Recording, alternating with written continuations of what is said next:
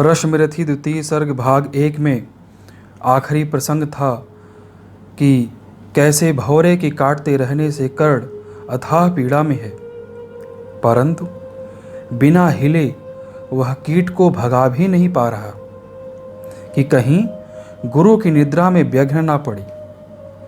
और अब आगे का प्रसंग कुछ ऐसा है कि पर भीतर उस धसे कीट तक हाथ नहीं जा सकता था। बिना उठाए पांव शत्रु को कर्ण नहीं पा सकता था, किंतु पांव के हिलते ही गुरुवर की नींद उचट जाती। सहम गई यह सोच कर्ण की भक्तिपूर्ण बिह्वल छाती। सोचा उसने अतः कीट यह पिए रक्त पीने दूंगा, गुरु की कच्ची नींद तोड़ने का पर पाप नहीं लूंगा। बैठा रहा अचल आसन से कर्ण बहुत मन को मारे, आह निकाले बिना सिलासी सहनशीलता को धारे। किंतु लहू की गर्म धार जो सहसा आन लगी तन में, परशुराम जग पड़े रक्त को देख हुए विस्मित मन में। कर्ण झपट कर उठा इंगितों में गुरु से आज्ञा लेकर, बाहर किया कीट को उसने छत में से उंगली देकर। परशुराम बोले शिव शिव तूने यह की मूर्खता बड़ी, सहता रहा अचल जाने कब से ऐसनी वेदना कड़ी। तनिक लजाकर कहा कर्ण ने नहीं अधिक पीड़ा मुझको, महाराज क्या कर सकता है यह छोटा कीड़ा मुझको। मैंने सोचा हिला डुला तो वृथा आप जग जाएंगे, क्षण भर को विश्राम मिला जो नाहक उसे गवाएंगे। निश्चल बैठा रहा सोच यह कीट स्वयं उड़ जाएगा, छोटा सा यह जीव मुझे कितनी पीड़ा पहुंचाएगा।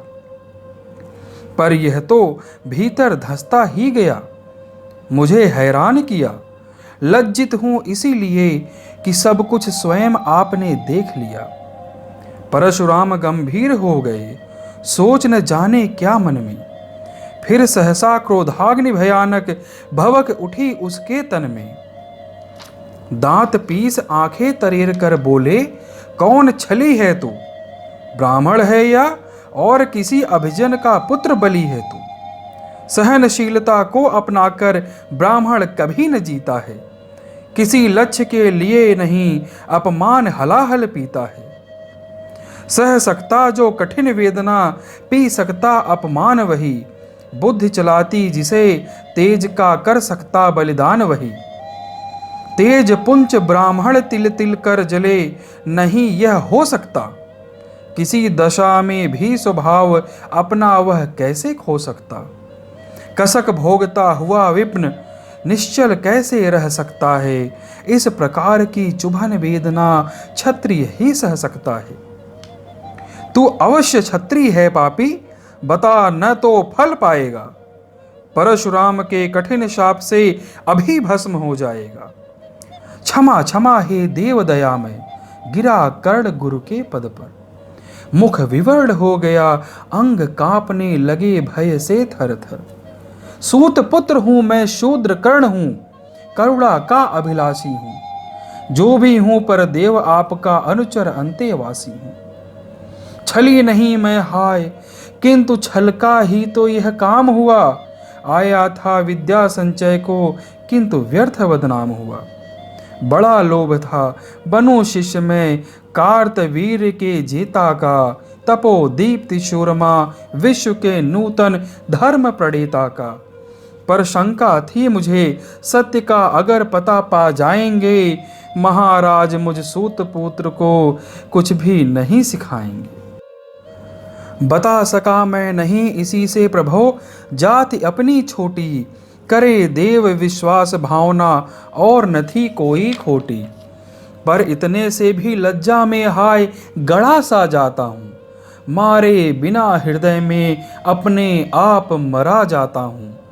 छल से पाना मान जगत में, किलविश है मल ही तो है। ऊंचा बना आपके आगे, सचमुच यह छल ही तो है।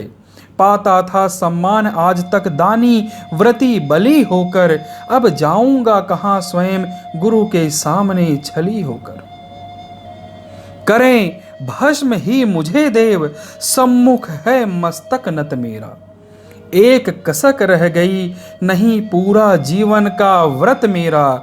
गुरु की कृपा शाप से जलकर अभी भस्म हो जाऊंगा, पर मदांध अर्जुन का मस्तक देव कहाँ मैं पाऊंगा। यह तृष्णा यह विजय कामना मुझे छोड़ क्या पाएगी। प्रभु अतृप्त वासना मरे पर भी मुझको भरम आएगी। दुर्योधन की हार देवता कैसे सहन करूंगा मैं। अभय देख अर्जुन को मरकर भी तो रोज मरूंगा मैं। परशुराम का शिष्य कर्ण पर जीवन दान न मांगेगा। बड़ी शांति के साथ चरण को पकड़ प्राण निज त्यागेगा। प्रस्तुत हूँ दे शाप किंतु अंतिम सुख तो यह पाने दें। इन्हीं पाद पद्मों के ऊपर मुझको प्राण गंवाने दें।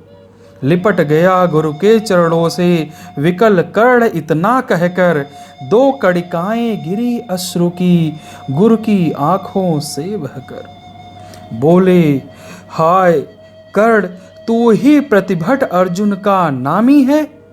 निश्चल सखा धार्त राष्ट्रों का विश्व विजय का कामी है। अब समझा किस लिए रात दिन तू वैसा श्रम करता था। मेरे शब्द शब्द को मन में क्यों सीपी सा धरता था। देखे अगणित शिष्य द्रोण को भी कर्तव्य कुछ सिखलाया, पर तुझसा जिज्ञासु आज तक कभी नहीं मैंने पाया। तूने जीत लिया था मुझको निज पवित्रता के बल से। क्या था पता लूटने आया है कोई मुझको छल से। किसी और पर नहीं किया वैसा स्नेह मैं करता था। सोने पर भी धनुर्वेद का ज्ञान कान में भरता था। नहीं किया कार्पण्य दिया जो कुछ था मेरे पास रतन। तुझ में निज को सौंप शांत हो अभी अभी प्रमुदित था मन। पापी बोल अभी भी मुख से तू न सूत रथ चालक है। परशुराम का शिष्य विक्रमी विप्र वंश का बालक है।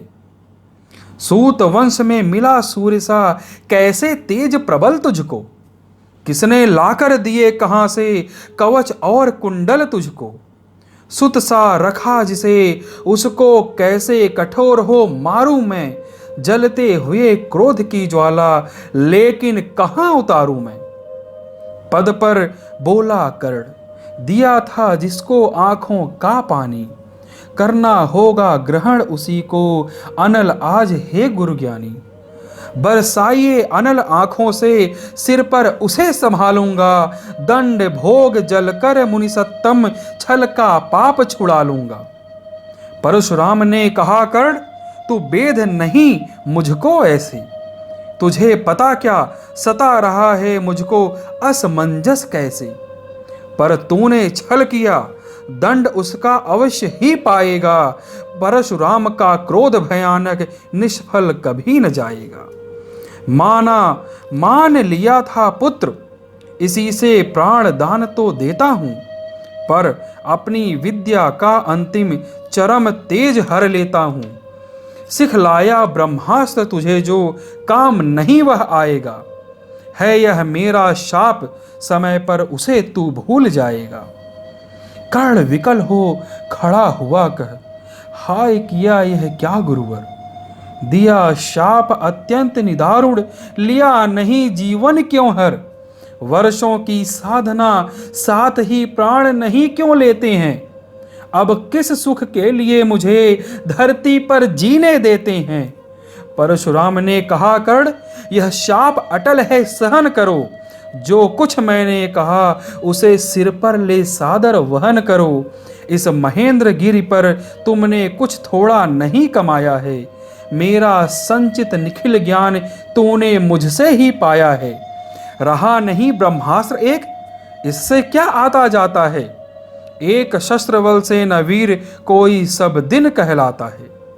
नई कला नूतन रचनाएं नई सूझ नूतन साधन। नए भाव नूतन उमंग से वीर बने रहते नूतन। तुम तो स्वयं दीप्त पौरुष हो, कवच और कुंडलधारी, इनके रहते तुम्हें जीत पाएगा कौन सुभट भारी। अच्छा लो वर भी की, विश्व में तुम महान कहलाओगे, भारत का इतिहास कीर्ति से और धवल कर जाओगे। अब जाओ लो विदा वत्स, कुछ कड़ा करो अपने मन को, रहने देते नहीं यहाँ पर हम अभिशप्त किसी जन को। हाय छीनना पड़ा मुझे को, दिया हुआ अपना ही धन, सोच सोच यह बहुत विकल हो रहा, नहीं जाने क्यों मन। व्रत का पर निर्वाह कभी ऐसे भी करना होता है, इस कर से जो दिया उसे उस कर से हरना होता है। अब जाओ तुम कर्ण, कृपा करके मुझको निसंग करो, देखो मत यूं सजल दृष्टि से व्रत मेरा मत भंग करो। आह बुद्धि कहती कि ठीक था जो कुछ किया, परंतु हृदय मुझसे कर विद्रोह तुम्हारी मना रहा जाने क्यों जय। अनायास गुणशील तुम्हारे मन में उगते जाते हैं, भीतर किसी अश्रु गंगा में मुझे बोर नहलाते हैं। जाओ जाओ कर्ण, मुझे बिल्कुल असंग हो जाने दो, बैठ किसी एकांत कुंज में मन को स्वस्थ बनाने दो। भय है तुम्हें निराश देखकर छाती कहीं न फट जाए, फिरा न लूं अभिशाप पिघल कर वाणी नहीं उलट जाए। इस प्रकार कह परशुराम ने फिरा लिया आनन अपना, जहां मिला था वहीं कर्ण का बिखर गया प्यारा सपना। छूकर उनका चरण कर्ण ने अर्ध अश्रु का ध्यान किया, और उन्हीं जी भर निहार कर मंद मंद प्रस्थान किया। परशुधर के चरण की धूल लेकर उन्हें अपने हृदय की भक्ति देकर, निराशा से विकल टूटा हुआ सा, किसी गिर श्रृंग से छूटा हुआ सा, चला खोया हुआ सा कर्ण मन में, कि जैसे चाँद चलता हो गहन में, कि जैसे चाँद चलता हो गहन में।